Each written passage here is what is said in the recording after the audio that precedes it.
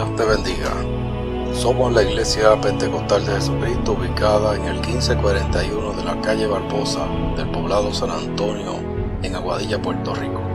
Y te invitamos a que nos prestes tu atención en los próximos minutos para un mensaje de esperanza. El volumen de sus escritos es mayor que los llamados profetas menores. Su libro tiene 66 capítulos.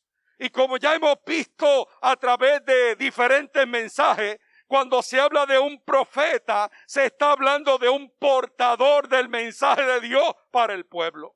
El profeta no originaba el mensaje. El profeta solamente era un proclamador del mismo. Los profetas eran predicadores de la ley que ya había sido revelada y hablaban de acontecimientos futuros y eran vigías sobre los gobernantes del pueblo de Israel y sobre todo el pueblo en general.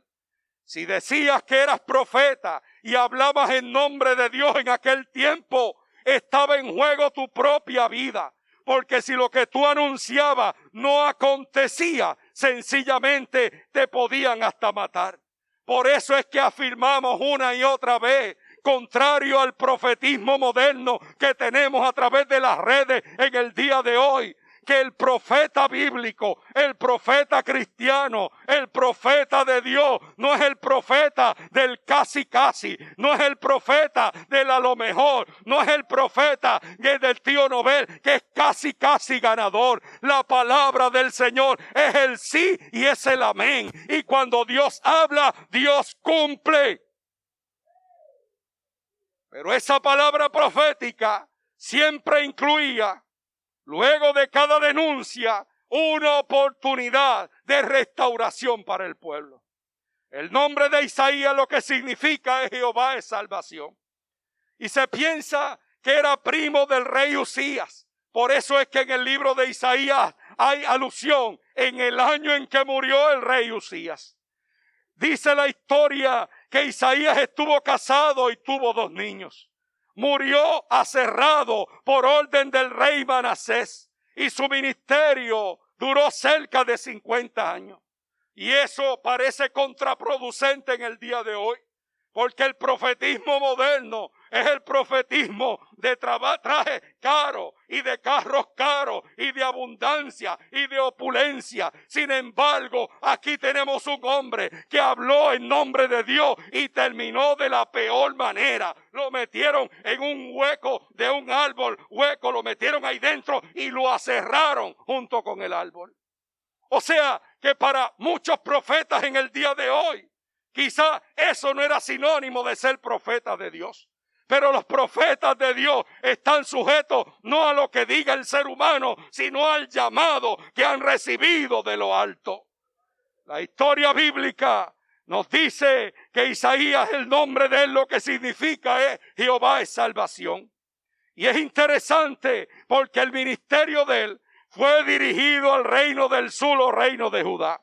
El pueblo de Israel, luego de que fue llevado cautivo un poco antes, se dividió después que terminó el reinado de Salomón. Se dividió en reino del norte y reino del sur. 10 tribus a un lado y 2 tribus a otra. Uno se llevaba a Judá y otro se llamaba Israel. Y eventualmente fueron llevados cautivos unos a Siria y otros a Babilonia. Así que la profecía del profeta Isaías está dirigido a la parte sur de ese reino, llamado Judá también. Y a Isaías se le conoce como el evangelista del Antiguo Testamento. Y a su libro se le reconoce como el 5º evangelio, debido a que en el libro de Isaías, como en ningún otro libro, hay referencia a ese Mesías que iba a venir. Cuando vemos la historia, hacemos un análisis del libro de Isaías, encontramos que este libro tiene 3 secciones generales. Los primeros 35 capítulos habla de la sección condenatoria, donde se denuncia el pecado personal y individual y colectivo del pueblo de Israel, especialmente del reino del sur. Luego viene del verso capítulo 36 al 39 una sección que se llama histórica. Y los capítulos del 40 al 66 son los que se llaman la sección consolatoria del libro. Especialmente este capítulo 54, del cual nosotros hemos dado lectura. Algunos de los textos pertenece a esa última división de ese libro de Isaías, la sección consolatoria. Ya se había denunciado el pecado personal y estructural del pueblo. Ya se había dicho que el Señor iba a ejecutar un juicio sobre ese pueblo. Y luego se habla acerca de cómo el Señor iba a restaurar a ese pueblo.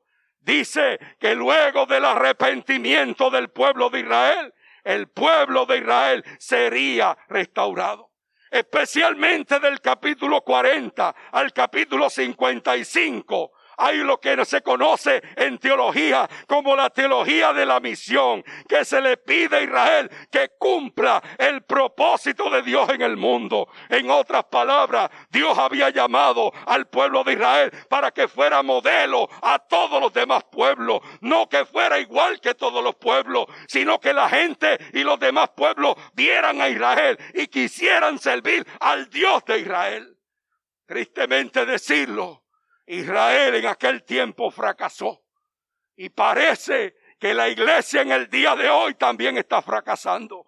El Señor nos llama que seamos modelos y ejemplos para las comunidades en las cuales vivimos. Y a veces vemos una malformación, una caricatura del cristianismo que Dios dice y establece en la palabra del Señor. A veces queremos ser igual al mundo y hacer lo que hace el mundo, y nos olvidamos que nosotros como iglesia del Señor somos llamados a un nivel más alto de comportamiento, a un nivel más ético, a un nivel más moral que todo lo que estamos viendo a nuestro alrededor.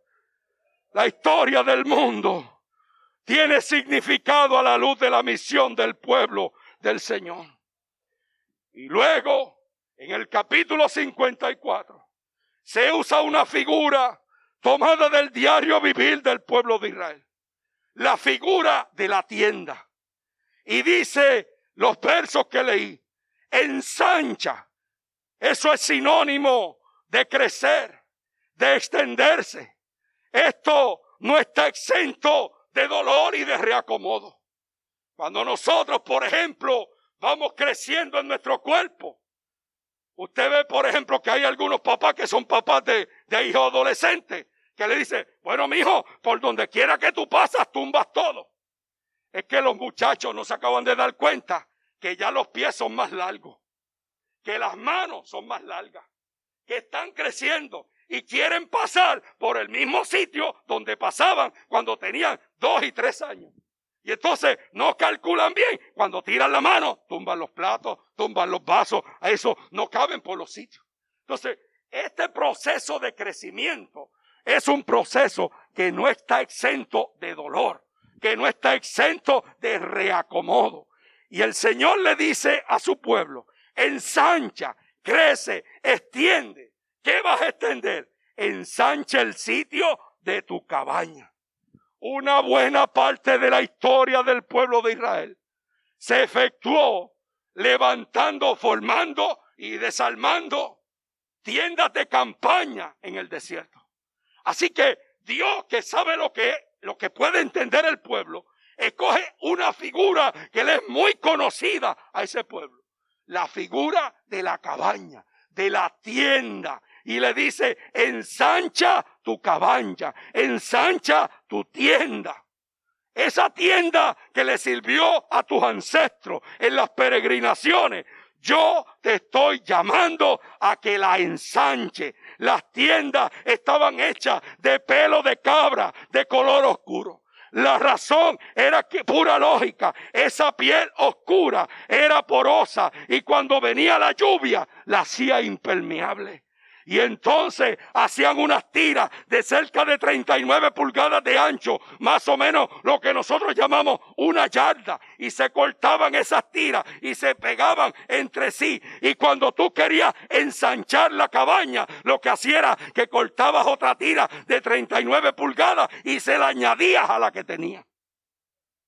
En aquel tiempo las cabañas no se desechaban. Esto ya no sirve, lo dejo de lado. No, las cabañas pasaban de padres a hijos, a nietos, por generaciones. Y lo que hacían era sustituir los pedazos que se iban dañando. Cuando se dañaba una parte de la tira del techo, se cortaba y se le añadía otra.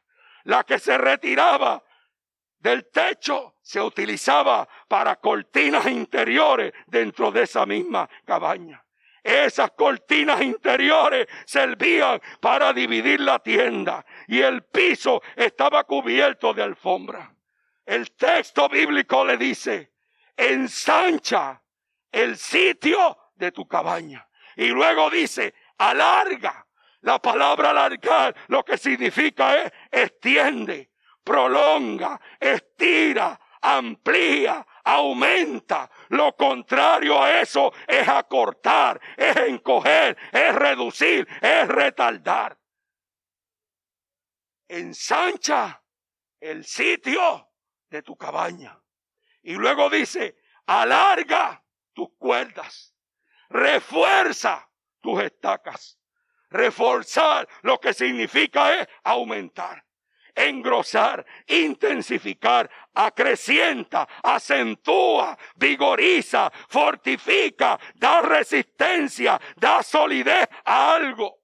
Lo opuesto a eso es disminuir, es menguar. Y mira el consejo de parte de Dios para el pueblo: ensancha el sitio de tu tienda, alarga las cuerdas, refuerza las estacas sobre las cuales se iban a amarrar esas cuerdas. En otras palabras, el sostenimiento de la carpa, de la cabaña, estaba directamente implicado con relación a cuán fuertes eran las estacas y eran las cuerdas que estaban amarrando esa tienda. Así que le dice el Señor: refuerza. El consejo de Dios para el pueblo era a no tener miedo, a alargar las cuerdas, a reforzar las estacas, para que la tienda se agrandara. Hermanos y hermanas, en aquel tiempo se comparaba la prosperidad profética de Israel con la tienda de un beduino. Y se le exhortaba a extenderse sin miedo, con fuerza y con confianza, con la garantía de que cuenta con el favor de Dios. En otras palabras, es como si Carey que utilizó este texto para escribir su libro: emprendan grandes cosas para Dios y esperen grandes cosas de Dios. Esta fue la palabra que Dios me dio al comenzar nuestra travesía en esta iglesia local. El Señor me decía: alarga, refuerza, sin miedo, sabiendo de que Dios nos acompañaría. Y eso es lo que sigue siendo mi norte en el día de hoy, como pastor de esta iglesia. De hecho, después que prediqué este sermón, o uno parecido a con esa misma base bíblica, y cuando llamé a la tesorera en aquel tiempo y le pregunté cuánto había de fondo, ella me dijo: déjeme contar la ofrenda. Y yo, en medio de este mensaje que lo dice allí el texto bíblico, y te extenderás a la derecha y a la izquierda y esto y lo otro. Y cuando yo le pregunto cuánto hay en fondo, me dice: vamos a contar la ofrenda. Y yo: no es eso, es el fondo. Pues vamos a contar la ofrenda. Lo que hay de en fondo es lo que hay de ofrenda. Y yo dije entre mí: bueno, Señor, entonces si tú me diste este mensaje, el milagro va a tener que ser más grande, porque yo no contaba que el fondo era lo que recogiera la ofrenda. Y eso, hermano y hermana, los que han estado aquí han sabido de que Dios ha sido fiel, de que realmente fue Dios, que el Señor ha provisto generosamente para su gloria y para su honra. No porque seamos mejor que nadie, es por la misericordia y la gracia del Señor que ha sido buena en nuestras vidas. ¡Aleluya! Desde la primera oportunidad que tuve de predicar en esta congregación y luego de ser asignado a pastorearla, me acuerdo que puntualicé varias cosas. Número 1, comenzamos una fase importante en la existencia eclesiástica de San Antonio. Y el llamado era a retener lo que tenemos para que nadie tome tu corona. Pero también el llamado era a que nos extendiéramos, que había más para nosotros, que íbamos a emprender grandes cosas para Dios y esperar grandes cosas de Dios. Que no tuviéramos miedo, que soñáramos, que buscáramos, que aspiráramos. En aquel tiempo soñé y hoy sigo soñando con una iglesia con ministerios integrales e interdependientes. ¿Y se acuerdan ustedes, los que tienen un poco más de tiempo aquí, que acuñamos un acróstico, el acróstico de pesca, donde cada una de esas letras representaba un ámbito de acción de parte de la iglesia, donde la P representaba que queríamos una iglesia que proclamara, que hablara en voz alta, que denunciara el pecado estructural e individual de nuestra sociedad, sin dedo amarrado con nadie. Somos ese tipo de iglesia. Aquí puede venir todo el mundo, pero no vamos a amarrar el dedo con nadie. Aquí pastoreamos al diablo, si lo tenemos que pastorear, lo pastoreamos. Pero no vamos a rebajarnos a los ofrecimientos de él. Una iglesia que proclama, una iglesia que como no tiene dedos amarrados con nadie, puede llamar al pecado, pecado, de manera clara e inequívoca. La E, una iglesia que educa, una iglesia que forma a nuevos creyentes, como cristianos fuertes y vigorosos en Cristo Jesús. Sí, hemos escuchado a montones de personas decir, la letra mata y el espíritu vivifica. Y eso como sinónimo de que no debemos de estudiar ni capacitarnos. Por eso es que tenemos tantos cristianos famélicos, que cuando vienen los momentos de dificultad, no saben qué hacer, porque no conocen la palabra del Señor. No conocen el así dice el Señor. Nosotros aspiramos a que esta iglesia sea una iglesia educada, educada teológicamente y preparada secularmente. Que no tenga miedo a aprender. Nunca debemos de cansarnos de aprender. Nunca. De hecho, ya les comenté la vez pasada que el cerebro que nosotros tenemos, el más que lo utilizado, históricamente dicen que Einstein y lo llegó a utilizar un 10%. O sea, que nosotros tenemos capacidad para aprender. Que el cerebro que nosotros tenemos tiene neuroplasticidad. O sea, puede y tiene la capacidad de aprender, no importa la edad que tú tengas. ¿Ok? Cuando se quiere, se puede. Ahora, cuando no se quiere, olvídate de eso. No se puede. Entonces, a veces nosotros decimos, no, muchacho, si ya yo tengo 100 años, ya no tengo nada que aprender. Pues yo le digo a ustedes, y cuando yo empecé aquí, en esta calle, había una funeraria, ¿se acuerdan? Allí adelante. Y yo le decía, hermano, el día que usted piense que lo sabe todo, vaya donde Crespo y Alonso, haga un prearreglo funeral y nos los dice para empezar a orar que el Señor se lo lleve a su presencia. ¿Okay? Y claro, nadie quiere morirse. Pues entonces, si no nos queremos morir, vamos a seguir aprendiendo cosas continuamente. Quizás a un ritmo menor que cuando éramos más jóvenes, pero seguimos aprendiendo cosas nuevas. Queremos ser una iglesia que proclame. Queremos ser una iglesia que eduque. Queremos ser la S de servir. Una iglesia que sirva a los más necesitados. Eso en el sentido más amplio de la palabra. Me acuerdo que le dije en aquella ocasión, y repito en esta, yo no quiero ser pastor solamente de los que vienen al templo, nada más. Yo quiero ser pastor de toda la comunidad. Yo quiero que la gente de esta comunidad sepa que el día que ellos tengan una necesidad, pueden tocar nuestra puerta si no nos hemos enterado antes y nosotros le vamos a servir. No importa dónde vayan, no importa qué práctica tengan, no importa nada. Nosotros, el Señor nos plantó en esta esquina de este poblado para servir. Por eso tenemos en nuestro logo ahí al frente la iglesia en el corazón del poblado y con el poblado en el corazón. No somos un grupo de gente que viene de aquí y de allá y se reúne aquí de manera desconectada de la realidad de esta comunidad. Somos parte de esta comunidad. Lo que sufre la comunidad lo vamos a sufrir nosotros también. Así que estamos aquí para servir. Para diaconía, servir. Servir a la gente. Ayer vine por ahí, estaba limpiando los alrededores. Y me ofusqué y llegué hasta la estación de policía. Limpiando aquí y allá. Y pasando el vacuum cleaner y todas esas cosas. Y todos esos vecinos, ¡ay, gloria a Dios, qué bendición! En estos días atrás, hasta una de las muchachas me vio y cuando venía de regreso, mire, pastor, tenga un poco de agua ahí. Y no le doy este jugo porque están calientes. No te preocupes, olvídate de eso.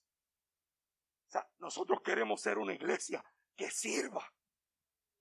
Por eso, hace unos años atrás, convertimos este enorme salón en un lugar para formar filtros de agua. ¿Se acuerdan ustedes? Y en un solo día, 824 filtros de agua fueron repartidos a la comunidad. Porque eso es lo que queremos, servir. En estos días estoy tratando de conseguir un vagón de alimentos para pararlo ahí al frente y que toda la gente de la comunidad pueda tener acceso a eso. No importa, no importa dónde tú vayas. Lo importante es servirte. Lo importante es que tú sepas que hay gente de carne y hueso que se preocupan por ti. Somos una iglesia que proclama, una iglesia que educa, una iglesia que sirve. La C, una iglesia que provee comunión, coinonía, espacios de encuentro, apoyo, edificación mutua. Todavía me viene a mi mente uno de esos días donde los niños de la iglesia fueron a visitar a ancianos encamados y a tener allí un momentito para cantar con ellos y orar con ellos y todo ese tipo de cosas. Y el gran impacto que esto causó entre gente de nuestra comunidad. Gente que no viene a esta iglesia. Gente que no se congrega con nosotros, pero que están pasando por un momento de necesidad. Y nosotros queremos proveerle coinonía, comunión, punto de encuentro a esas personas. Y la A, una iglesia que adora. Una iglesia que reconoce el señorío de Cristo en nuestras vidas. Una iglesia que emprende grandes cosas para Dios y que espera grandes cosas de Dios. Yo sigo soñando con una iglesia que viva de rodillas, que entre al santuario para escuchar a Dios y salga del mismo para servir al prójimo. Una iglesia que no vive en el conformismo de haber llegado a la meta, sino que no está satisfecha hasta que nuestro mundo circundante esté lleno de la gracia del Señor. Hermanos y hermanas, que Dios permita que seamos o continuemos siendo una iglesia de alcance mundial. Desde San Antonio hasta lo último de la tierra. ¿Se acuerdan, hermanas, cuando ustedes tejieron unas frisitas que fueron enviadas a Omán? Que a lo mejor mucha gente no sabe ni dónde queda Omán, por allá en el Oriente Medio, y se envió a la cárcel de mujeres de Omán una frisita para damas que estaban presas por ser inmigrantes en ese país y allí estaban criando a sus niños en medio de la cárcel. Y logramos a través de la cuñada que estaba destacada en la embajada en ese tiempo, en ese lugar, eso. Y aquí un grupo de hermanas se juntó, hicieron esas toallitas y esas frisas y esas cosas tejidas. Se formó un paquete y se envió. Y mujeres de Filipinas, de Oriente Medio, fueron bendecidas por hermanas de aquí de la iglesia, que algunas de ellas dicen, yo no me atrevo a coger un micrófono, pero sabes tejer, y sabes cortar tela, y sabes hacer cosas prácticas. ¿Cómo hemos podido bendecir a lo largo y lo ancho? Y ese es solamente un ejemplo de mucho que hemos vivido en esta congregación. Entonces, queremos ser una iglesia de impacto mundial. Desde nuestra Jerusalén hasta donde el Señor nos deje llegar. Los primeros años que yo estuve aquí de pastor, a la sazón también dirigía misiones del concilio. Y cada vez que yo iba a salir de este lugar, que anunciaba una salida, en el culto dominical previo a la salida, había gente que me entregaba ofrendas en la puerta y me decía, pastor, esto es para una niña, esto es para una mamá, esto es para un papá que usted consiga. Y a nombre de mucha gente aquí de la casa, bendecimos en lugares donde nunca usted soñó que iba a llegar, allá metido en el Jurutungo viejo, allá de la frontera de los países. Gente cuando le entregaba, aquí te mandó fulana de tal. ¿Quién es? Él no sabe quién es, ella no sabía quién era, pero ahí estaba una ofrenda llegando y ver esos ojos de alegría y de gozo cuando recibían esa ofrenda, que le significaba en algunos casos el importe del dinero de todo un mes. Una pequeña ofrenda de $20, de 25, era lo necesario para sobrevivir como familia durante todo un mes. Eso es impacto mundial. No solamente nos preocupamos por lo que está a vuelta redonda, sino hasta donde el Señor nos permita llegar.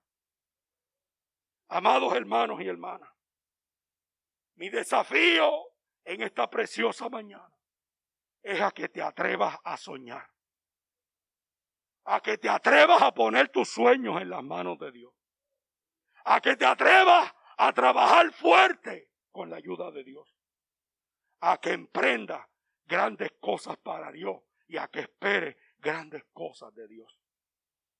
Que nada nos detenga en el camino, que nada nos desvíe la atención. Vamos a soñar y a poner esos sueños en las manos de Dios. Con la ayuda del Espíritu Santo podemos hacer grandes cosas para Dios y emprender grandes cosas y esperar grandes cosas de Dios. Citando a Martin Luther King, algún día los valles serán cumbres y las colinas serán montañas y las montañas serán llanos y los sitios más escarpados serán nivelados y los sitios torcidos serán enderezados y la gloria de Dios será revelada y se unirá todo el género humano. Con esa fe podremos esculpir de la montaña de la desesperanza una piedra de esperanza. Con esa fe podremos transformar el sonido discordante de nuestro país, ese énfasis mío, en una hermosa sinfonía de fraternidad. Que el Señor nos ayude a estirar y a extender sin miedo. No tenga miedo, hermano. Ay, que yo soy, y a nosotros nos programan en la escuela para eso. Porque cuando la maestra de educación y de estudios sociales viene y dice, esto que está aquí es el mundo. Esto que está aquí es Europa. Esto es América, mira para allá. Norte, Centro y Suramérica. Esto que está aquí son las Antillas. Y este puntitititititititito que está aquí es Puerto Rico. Y cuando ella está diciendo puntititititito, nosotros estamos metiéndonos como debajo de la silla. Puntitititititito, escondiéndolo. Y desde chiquito nos dice que somos pequeños, que no servimos, que los huevos grandes son los de las gallinas americanas, que las gallinas de Puerto Rico no tiran huevos grandes. Que cuando conseguimos una China grande, dice, esa tiene que ser la americana. Que en la joya de mi casa no se puede dar una China grande. Y es porque estamos programados de esa manera. A sentirnos menos. Hermano, tú y yo no tenemos que sentirnos menos. Máxime si tenemos a Cristo con nosotros. Nadie es superior a nosotros, ni tampoco nosotros somos superiores a nadie. Somos iguales, llamados de parte del Señor al servicio de la gente que tenemos a nuestro alrededor. Por eso es que en esta preciosa mañana yo les invito para que nosotros continuemos alargando y reforzando sin miedo. Sin miedo. Que nos capacitemos, que nos preparemos, pero que estemos dispuestos a servir a la gente que está a nuestro alrededor. Sin miedo ni complejo. Que así nos ayude el Señor. Vamos a orar, vamos a dar gracias al Señor. Quisiera que pusimos al principio un cántico y quisiera terminar con ese cántico. Es un cántico de Yadira Coradí. Uno de mis cánticos favoritos. Porque habla de que yo quiero que digan de mí al final, cuando yo haya terminado mi carrera. Que se olviden de mis triunfos, que no vengan a memoria, y que nadie tome en cuenta mi buen obrar.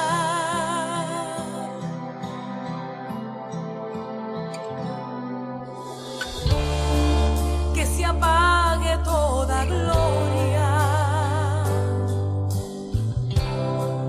de mis éxitos ganados. La alabanza es toda tuya, Señor.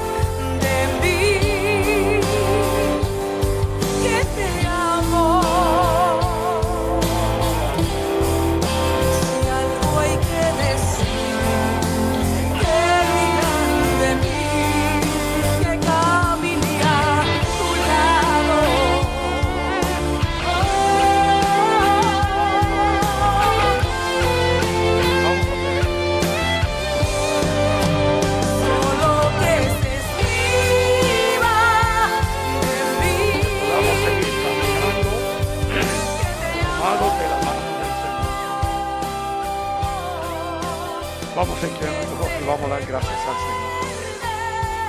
Padre, en el nombre de Jesús. Gracias por este tiempo. Gracias, Señor, por estos 10 años de bendición.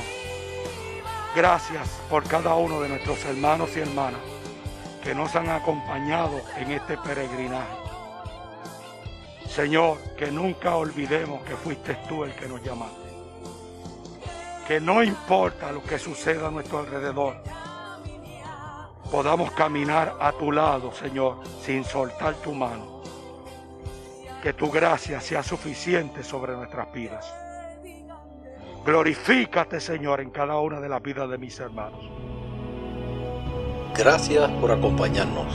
Si quieres comunicarte con nosotros, lo puedes hacer al 787-380-0767 o a través del correo electrónico gramosgranel@gmail.com o buscarnos en las redes sociales. Que Dios te bendiga ricamente.